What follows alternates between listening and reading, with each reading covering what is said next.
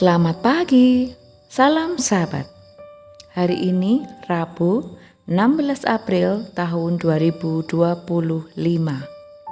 Renungan firman Tuhan yang menjadi dasar adalah firman Tuhan dari Imamat 27 ayat 14 sampai 24. Imamat pasal 27 ayat 14 sampai 24. Demikianlah firman Tuhan. Apabila seseorang menghususkan rumahnya sebagai persembahan kepada Tuhan, imam harus menetapkan nilai rumah itu menurut kondisinya. Sebagaimana yang ditetapkan imam, itulah nilai rumah itu.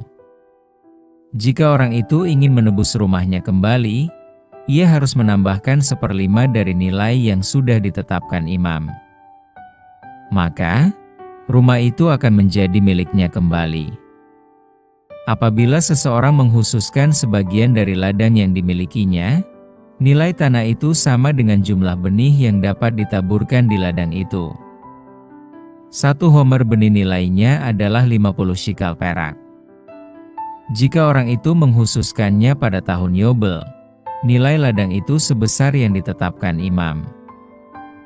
Namun, apabila ia menghususkan ladang itu setelah tahun Yobel, imam harus menetapkan nilainya menurut jumlah tahun yang ada sebelum tahun Yobel berikutnya.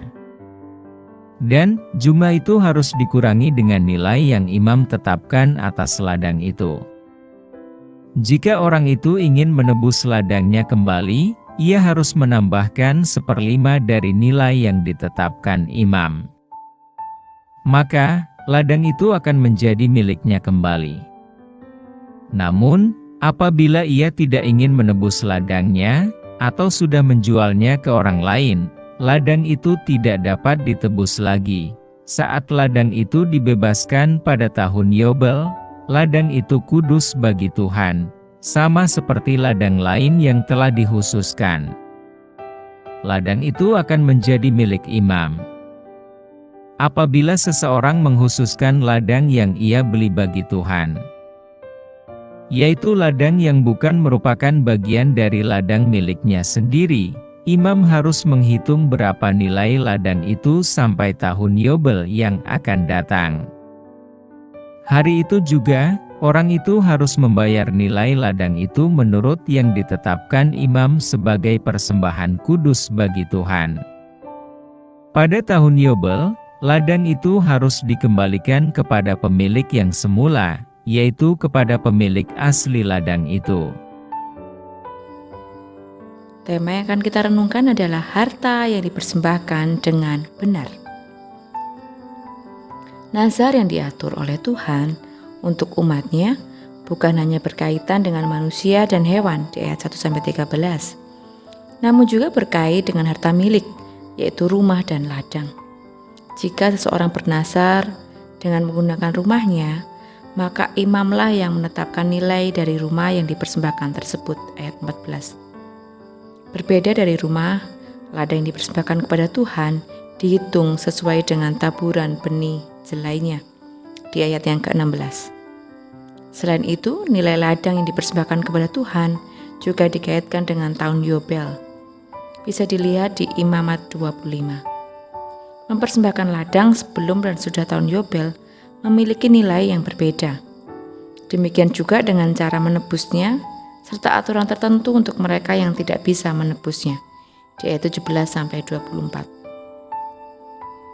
Peraturan tentang rumah dan tanah dalam bernazar mengajar umat Allah untuk mempertimbangkan dengan sungguh-sungguh setiap nazar yang mereka ucapkan. Selain itu, melalui peraturan ini, Allah mau menyatakan kedaulatannya sebagai pemilik umat dan seluruh kepunyaan mereka. Allah adalah pemilik segala harta mereka, termasuk rumah dan tanah yang Israel miliki. Umat Allah hanyalah pengelola dari segala harta tersebut. Karena itu, umat tidak boleh sembarangan menggunakan harta untuk bernazar. Peraturan tentang nazar sangat detail. Ini menunjukkan betapa pentingnya nazar di hadapan Allah. Pertama, kita belajar bahwa Tuhan mau kita serius ketika berjanji.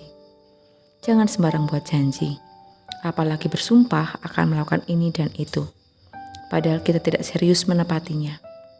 Setiap nazar yang ditepati mengandung konsekuensi. Kedua, kita belajar bahwa Allah kita adalah Allah yang adil dan pemilik segala sesuatu. Maka dari itu, kita harus tunduk pada kehendak-Nya dalam menggunakan harta yang Allah berikan kepada kita. Demikian pula saat kita mempersembahkan harta itu sebagai bentuk janji kita di hadapan Tuhan. Ingatlah bahwa persembahan kita pun berasal dari Dia. Karena itu dalam bernazar, milikilah sikap hati yang benar dan berikanlah yang terbaik kepada Tuhan. Mari bersama kita berdoa.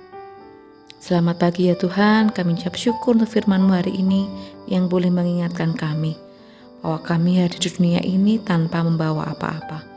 Segala sesuatu yang kami miliki itu adalah milik-Mu, dari-Mu, dan juga untuk kemuliaan-Mu. Mampukan kami Tuhan untuk terus boleh memberikan yang terbaik kepada-Mu, melakukan persembahan dengan hati yang tulus, juga memberikan hidup kami untuk boleh melayani, baik itu di gereja, di rumah, di masyarakat, ataupun dalam pekerjaan kami. Mampukan kami Tuhan memiliki hati yang tertuju padamu, sehingga apapun yang kami lakukan adalah persembahan yang kudus dan mulia di hadapan-Mu. Inilah doa kami yang kami alaskan dalam nama Tuhan kami, Yesus Kristus. Haleluya, amin. Demikian renungan hari ini, bertemu esok. Tuhan Yesus memberkati.